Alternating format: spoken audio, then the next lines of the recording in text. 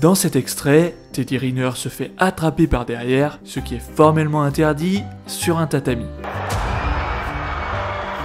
2 ans plus tard, en quart de finale des JO 2024, face au même adversaire, Teddy remet l'église au centre du village en lui administrant un hippon magistral. Humilié par la défaite, l'adversaire réagit par des paroles, par un mauvais comportement, l'excluant des JO. Pour l'anecdote, lui et moi, on a un petit... Et vous avez un petit contentieux, hein? On a un gros contentieux, en fait, en Ligue des Champions avec le Paris Saint-Germain. Il m'a attaqué par derrière après le maté. Et avant ça, il a fait une technique où il pouvait me faire le croisé au genou.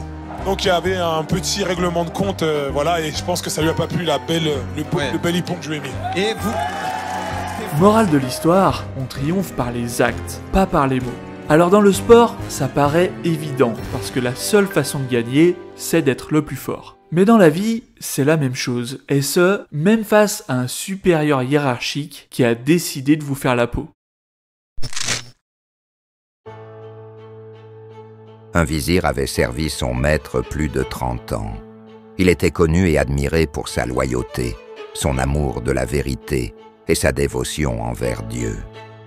Son honnêteté, cependant, lui avait valu à la cour de nombreux ennemis qui répandirent sur lui des calomnies, l'accusant de duplicité et de perfidie.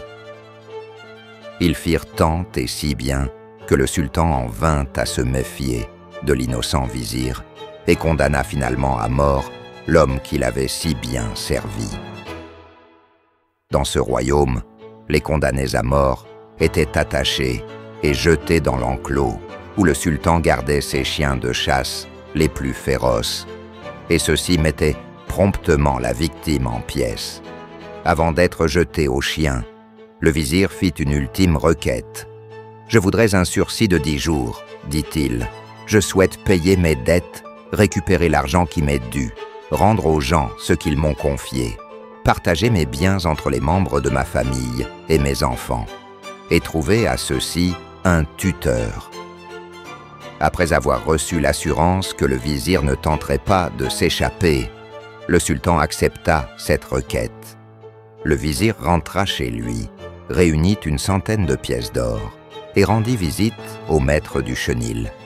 Il offrit à l'homme 100 pièces d'or et lui dit « Laisse-moi m'occuper des chiens pendant 10 jours. » Le maître du chenil accepta et, pendant 10 jours, le vizir s'occupa des animaux avec beaucoup de soin, les nourrissant généreusement. Au bout de 10 jours, il lui mangeait dans la main. Le 11e jour, le vizir fut appelé devant le sultan. Les accusations furent réitérées, et le sultan fit attacher le vizir et jeter aux chiens. Dès que les chiens le virent, ils coururent vers lui en remuant la queue, lui sautèrent affectueusement dessus et commencèrent à jouer avec lui. Le sultan et les autres témoins étaient médusés. Le sultan demanda au vizir pourquoi les bêtes l'avaient épargné. Le vizir répliqua « Je me suis occupé de ces chiens pendant 10 jours. Votre seigneurie a vu le résultat par lui-même. Je me suis occupé de lui pendant 30 ans. Et quel est le résultat? Je suis condamné à mort sur les accusations de mes ennemis. » Le sultan rougit de honte.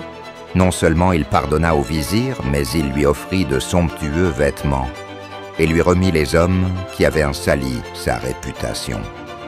Le noble vizir les laissa libres et continua à les traiter avec bonté. Cette histoire extraite du livre des ruses, la stratégie politique des Arabes, nous démontre 2 choses. Premièrement, plutôt que d'anéantir ses ennemis, il vaut mieux les utiliser. Cette stratégie n'est pas le sujet de la vidéo, donc si elle vous intéresse, je vous laisse vous référer à la vidéo de la semaine dernière. La deuxième chose que cette histoire nous apprend et qui nous intéresse ici, c'est qu'une démonstration par les actes parle plus que les mots.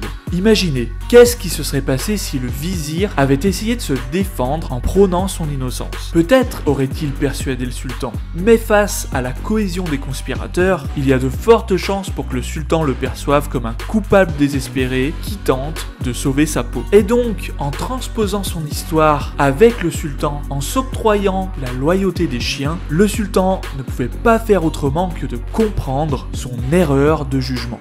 les mots ne comptent pas, alors que la démonstration par l'action est toujours triomphante. Mais attention, ne vous dispersez pas. La plupart des batailles de la vie quotidienne ne méritent aucun effort de votre part. Un ami ne vous a pas invité à sa fête. Un collègue de travail vous a tourné en dérision à la machine à café. Tati Geneviève a monté la famille contre vous parce que vous avez décidé de ne pas vous marier à l'église. Toutes ces situations peuvent sembler personnelles et blessantes. Mais en réalité, si vous y réfléchissez bien, elles n'ont aucune incidence sur vos objectifs de vie. Alors plutôt que de perdre du temps et de l'énergie à démontrer que vous avez raison, invitez cet ami qui vous a snobé. Faites preuve d'autodérision avant que ce collègue ne se moque de vous, ou encore mieux, riez avec lui. Et si vous sentez que c'est important pour votre famille, mariez-vous à l'église, vous ne serez pas le premier couple à y aller juste pour faire de belles photos. L'important, c'est de garder votre cap, de naviguer dans la société de la manière la plus fluide possible pour investir votre volonté uniquement dans les batailles qui vous amèneront là où vous le désirez. Pour celles et ceux qui n'arriveraient pas à se fixer un cap, à avancer chaque jour dans la même direction et à tenir dans la durée, j'ai créé pour vous les 7 lois de la revanche. À la base, ça s'adresse surtout à ceux qui auraient été malmenés à tort, un peu à la manière du vizir. Mais dans les faits, c'est une méthode qui présente les bases pour reprendre les rênes de sa vie. C'est 100% gratuit et dans votre boîte mail dans moins de 5 minutes en vous rendant sur 7lois.fr.